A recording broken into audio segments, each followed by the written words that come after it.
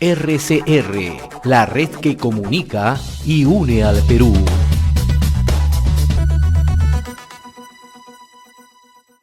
Que ya se encuentra con nosotros el señor José Linares Gallo. Él es presidente de la Fundación Aprender Creando y una persona dedicada al ámbito de la educación en los últimos años, ¿no? Y acaba de publicar en realidad un informe muy interesante que nos va a permitir, ¿no?, contextualizar, ¿no?, la situación social fundamentalmente en el plano educativo, ¿no? Publicó este informe Radiografía de la Educación Peruana durante la pandemia y yo le agradezco la amabilidad de compartir esta invitación a través de RCR. Qué gusto saludarlo, don José, muy amable. Gracias, buenos días. Gracias a ustedes. Leía con atención esta radiografía de la educación peruana durante la pandemia porque nos traslada exactamente a una realidad. Primero, una situación de ausencia de parte del Estado, por punto uno. Y segundo, ¿no?, cuando ocurre este hecho en plena pandemia, recién logramos entender que estábamos totalmente desconectados desde la capital hacia los lugares más alejados del país. ¿Cómo miró usted esta situación y cómo es que logra plasmar este informe para poder contextualizar y ubicar los principales problemas que tenemos en el ámbito de la educación? Bueno, pero no solo en el ámbito de la educación solamente. Sí, en el ámbito, ¿no?, social en general. Yo, ¿no?, creo que en general, ¿no? Así es. Porque recordemos que entre el año 2000 hasta el 2020, comenzando por Toledo, ¿no?, se hablaba de que el Perú, ¿no?, era un país que se ponía de modelo económico en el mundo, en muchas partes del mundo, por su avance, ¿no? Sin embargo, lo real es que sí crecíamos económicamente porque había nuevos precios de los minerales. Pero socialmente, ¿no?, estábamos deteriorados. Pero cero desarrollo. Así es. Cero desarrollo en educación, cero desarrollo en salud. Y la pandemia nos desnudó, nos puso pues, ¿no? Y bueno, nos costó 200.000 muertos, acuérdese usted, el país que más muertos por millón de habitantes ha existido en el mundo. Ni en el África hubo las consecuencias que hubieron en el Perú, ¿no? Entonces esto es algo que nos debe llevar a reflexionar, ¿no? Hoy en día, el tema de la pandemia tuvo un impacto básicamente en salud, educación y economía, ¿no? Porque cerramos la economía totalmente sin darnos cuenta de lo que perdíamos todos los días, ¿no? Y que la economía había que cerrarla, pero no así total y completamente. Había que hacer un estudio qué partes podían irse abriendo, ¿no? Otro sector que ha padecido mucho es el tema del turismo. En el año 2019 teníamos 4.400.000 turistas. Era el sector que más habíamos crecido. 4.400.000 turistas. Hoy no llegamos a medio millón de turistas, ¿no? Imagínense todo lo que ha bajado, ¿no? El turismo ha bajado casi un 70%, ¿no? En el tema educativo, para ingresar ya al punto central, ¿no?, ¿cómo nos agarró la pandemia, ¿no? ¿Cuál fue el efecto mayor en la educación en el Perú? Solamente el tema. Bueno, un tema, nosotros en el año 2017, el Ministerio de Educación hizo una evaluación sobre el nivel de digitalización que existía en los profesores del Perú, ¿no? Y ahí nos encontramos que este informe hecho por el propio Ministerio de Educación nos indicaba que solo el 10% de los docentes tenían algunas capacidades digitales. Y probablemente la mayoría estaba ubicada en zonas urbanas. Así es. Sin embargo, usted sabe que la digitalización no es parte de la era digital que ha llegado a todo el mundo y todas las profesiones en el ejercicio de las profesiones han tenido que cambiar, ¿no? Porque la digitalización o cambias o mueres, ¿no? Ahí es donde realmente los niveles de productividad en cualquier área, ¿no?, se fijan por tu relación dentro de la era digital. Entonces, si el Perú, los profesores solamente el 10% habían ingresado a la educación digital, entonces había un 90% que no quería ingresar a ella. Entonces nos viene el programa salvataje, aparentemente, Aprende en casa. de la educación de Aprendo en Casa, ¿no? Utilizando una plataforma digital, ¿no? De Aprendo en Casa, utilizando una señal de abierta con el canal 7, ¿no? Y bueno, y ahí los profesores trataron de desarrollar, o el Estado, más que los profesores, trataron de desarrollar el currículo nacional, ¿no? En actividades que se entregaban a los alumnos. Pero ¿qué sucedía? Que les entregaban a los alumnos y mucha gente que está a la expectativa de buscar, ¿no? Oportunidades de aparecer en redes, ¿no? Con un tráfico el mayor posible, ¿qué hicieron? Comenzaron a resolver, ¿no? Los cuestionarios que estaba dedicado exclusivamente para los alumnos. Y con el afán de atraer gente, le hicieron un daño terrible, porque acostumbraron a los alumnos a que se pasaron la voz, ingresaban a internet, por internet, ¿no? Y encontraban resueltas ya las pruebas. Entonces, ¿para qué estudiar? ¿No? Si yo le entrego, si el Estado les entregaba las preguntas, ¿no? Pero en las redes ya estaban las respuestas. Todo el mundo cómodamente, ¿no? Se acostumbró a resolver los problemas. Y ese es un detalle que ha pasado bastante desapercibido, ¿no? Sí. Y esto, mire usted, nadie se ha puesto a pensar qué daño le puedo hacer al alumno. Con tal de que aumente mi tráfico, no importa el daño que yo haga, ¿no? Yo creo que esta es una reflexión, porque muchos de ellos son padres de familia o jóvenes, ¿no? Que hicieron esto. Y bueno, pero el Estado no supo responder adecuadamente frente a este tema y lo dejó pasar. Y lo único que hizo fue, a nadie se le jala, todo el mundo pasa. Y entonces en el 2020 todo el mundo ha pasado. En el 2021 igual. Y ahora que en el 2022 lo mismo. Entonces hemos perdido 3 años, ya no solo 2, hemos perdido 3 años de educación. ¿Se imagina usted? Si nosotros, de acuerdo a PISA, ¿no? que es una prueba, ¿no? Que la hace la OCDE, ¿no? La Unión Europea, a la cual todos queremos llegar. Entonces, PISA nos considera una de las peores educaciones del mundo, antes de la pandemia. ¿Cómo estaremos ahora después de la pandemia? Y ese es un tema real. No hay medición al momento de PISA en los últimos años, ¿no? Recién este año se ha hecho una PISA, pero no sabemos los resultados, ¿no? Y en PISA por primera vez ya no solamente se mide matemática, comunicación, ciencia y tecnología, sino ahora se mide también el acceso a la era digital, el acceso a la tecnología. Entonces, el resultado evidentemente va a ser terriblemente malo, pero bueno, eso lo vamos a ver el próximo año. Ahora, luego de esta situación que usted nos describe, ¿no? Cómo nos agarró la pandemia, hemos avanzado, hemos transitado para un mayor conocimiento en cuanto a tecnología de información y comunicación para el tema educativo fundamentalmente. No, cero. O sea, no le hemos puesto atención a pesar que hemos tenido una Bueno, crisis. han querido arreglarlo, pero realmente no han enfrentado el tema. O sea, no solamente es el tema de conectividad, sino es el tema de trabajo. No solamente conectividad es un tema que no está solucionado. Claro. ¿No es cierto? Poca gente tiene internet en su casa. Así es. ¿No? Inclusive en el sector urbano. Imagínese Así usted es. en el sector rural cómo está eso. Sí, en ¿no? comunidades nativas, ¿No? comunidades originarias, comunidades hortandinas, el problema de conectividad es terrible. Es terrible.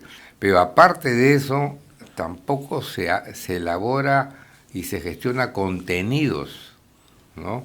Contenidos educativos en las redes adecuados, ¿no? Lo otro es de que se están comprando tablets, pero por pocas, ¿no? Y entonces, antes teníamos computadoras, después pasamos a laptop, no a laptop por niño, ¿no? Que a mi juicio fue la mejor compra que ha hecho el Estado, a pesar que dicen lo contrario. Se lo digo yo como técnico. Lo cierto es que esas computadoras de laptop costaron $180. Y cuando se quemaron en el Ministerio de Educación, a la hora que fueron a tratar de comprar a través del seguro, la compraron por más de $350. Entonces, y son las que existen, las pocas que existen hasta ahora. No, el Estado no compra. El Estado sigue comprando adefesios todos los meses, los años, ¿no? Realmente adefesios, ¿no? No podemos aceptar que nuestros niños, que ya son digitales, estén en lo mismo, ¿no? Comprando muñequitos, jueguitos, cosas que irrelevantes, ¿no? Que no tienen ningún efecto, ¿no? Pero se sigue haciendo, independientemente. Ahora, don José, de manera así puntual, mucho se habla de que hemos avanzado en la educación híbrida, ¿no? Educación virtual y la presencial.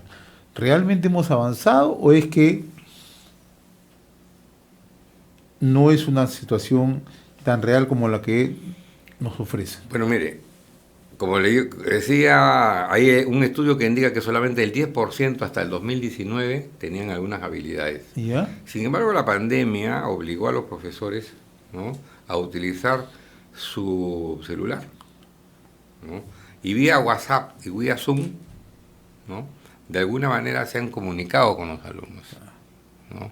Entonces ahí yo creo que hay un avance, pero no es un avance del Estado, ¿no? Es un avance de los profesores, ¿no? Pero imagínese usted compartir un celular en un hogar donde la mamá o el papá tenía que trabajar en remoto con su empresa y usar ese mismo celular para repartirlo entre 2 o 3 niños, ¿no? ¿Qué tiempo les quedaba para los niños, ¿no?, para lograr esa comunicación, ¿no? Casi muy poca, ¿no? Yo creo ahorita, y pienso de que no hay otra acción. No podemos seguir ignorando que hemos perdido 3 años de educación. Y esa factura va a venir después, cuando estos niños, ¿no?, salgan a trabajar. Si ahora ya es malo, ¿se imagina usted cómo va a ser después de haber perdido 3 años? Entonces mi propuesta es de que es preferible decir, señores, perdamos, no es que perdamos, recuperemos 2 años, pero de verdad. Las promociones del año 2023 que acaben el 24, que las otras acaben el 25 y así sucesivamente, para por lo menos dedicarle un año, ¿no?, a tratar de nivelarlos a los alumnos, pero en serio, ¿no? ¿Y qué hacemos hacia adelante en el tema educativo? En el tema educativo tenemos que entender primero de que la educación es digital hoy día. Si yo ahí en mi nota, ¿no?, yo pongo el ejemplo de China. China tiene 500 millones de alumnos, ¿no?, y tiene 40 millones de profesores. Sin embargo, es la primera educación del mundo, porque es digital básicamente. Entonces, pero para eso necesitamos mejorar nuestra conectividad y sobre todo mejorar también los contenidos digitales. Porque ¿qué hacen? Les compran la tablet y le ponen algunos jueguitos dentro de la tablet. Y eso no es lo que el Estado tiene que... Antes hacían libros que nadie leía y encima con miles de errores. Ya no, olvídense los libros, ya los libros no existen, ¿me entiendes? Entonces debemos tener contenidos digitales para incluirlos dentro de las tablets y que cada alumno tenga su propia tablet para que así, independientemente que tenga acceso a Internet, tenga la opción offline. Online es la opción vía Internet y el offline es este contenido tecnológico, ¿no?, incluirlo incorporarlo dentro de la tablet. Claro. Y de esa manera el alumno, independientemente del profesor que le toque, ¿no?, está estudiando, ¿no? Y esto obliga también a los profesores. Y la pregunta, ¿no?, es ¿por qué no se hace o no se avanza en esa línea? ¿Cuál es la razón? ¿Tema político? Corrupción. Corrupción. En todos los sectores del Perú, lamentablemente, hay corrupción, ¿no? Y entonces a nadie le importa las compras del Estado, ¿me entiendes? Para mí, las compras del Estado en cualquier parte del mundo se dan bajo 2 premisas: calidad y precio. Usted tiene que pagar en función a su calidad y a su precio. Y las licitaciones públicas deben reflejar eso, calidad, precio. Pero no es así, ¿no? Y entonces yo creo que ahí tenemos un problema, ¿no?, que tenemos muy agudo en el país, ¿no?, y que nos ubica en este momento, lamentablemente, ¿no?, en situaciones muy difíciles. Ahora, el Perú, paradójicamente, es la 3ª o 4ª economía de América Latina. Es cierto. Porque tiene, por decirle, Perú tiene distintas alternativas de producción, ¿no? Tanto en alimentos, ¿no? Como en materia prima.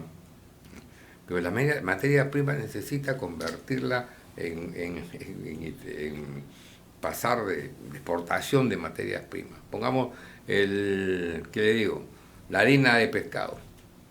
Tenemos 60 años exportando harina de pescado para alimentar los chanchos. Pero no del industrializamos mundo. eso, ¿no? Cuando con esa misma harina, usted puede nutrir al pueblo peruano y exportar nutrición al mundo, ¿no?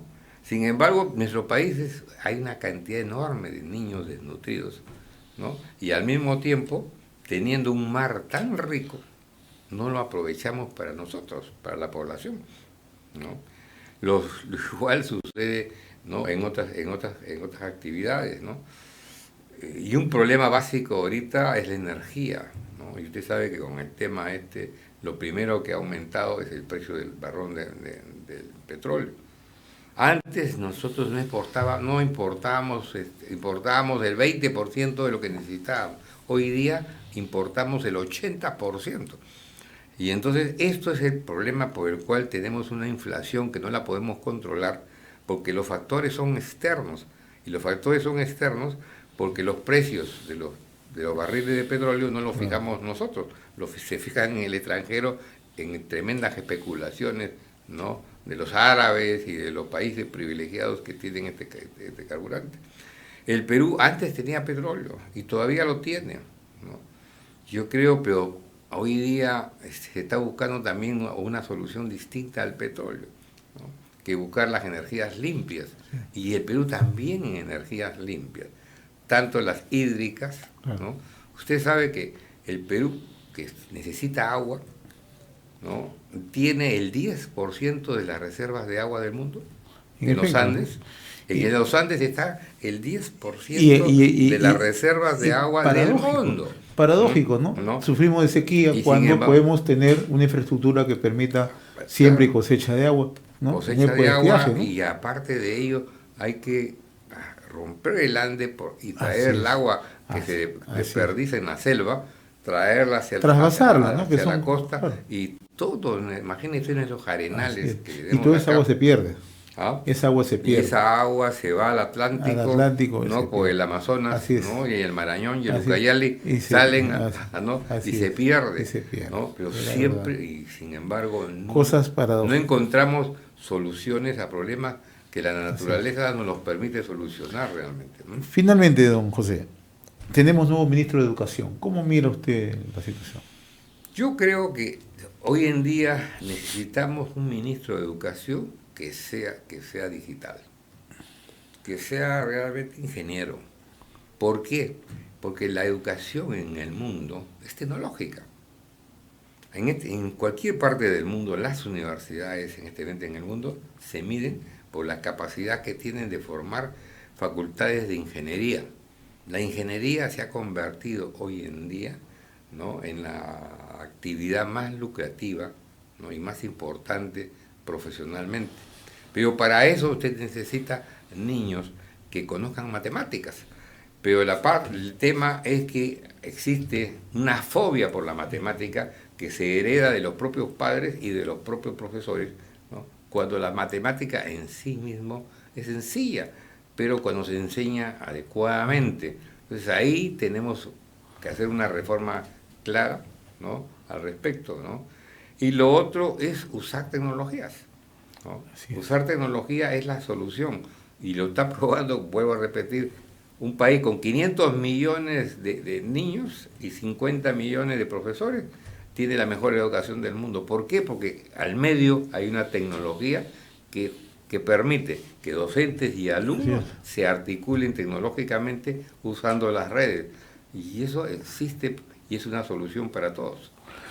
Don José Linares Gallo, presidente de la Fundación Aprender Creando, ha sido un gusto conversar con usted, y yo lo comprometo para seguir dialogando sobre temas de educación que tanto se requieren conocer en el país, ¿no? Sobre todo para entender la necesidad de que si no actuamos ahora va a ser tarde después.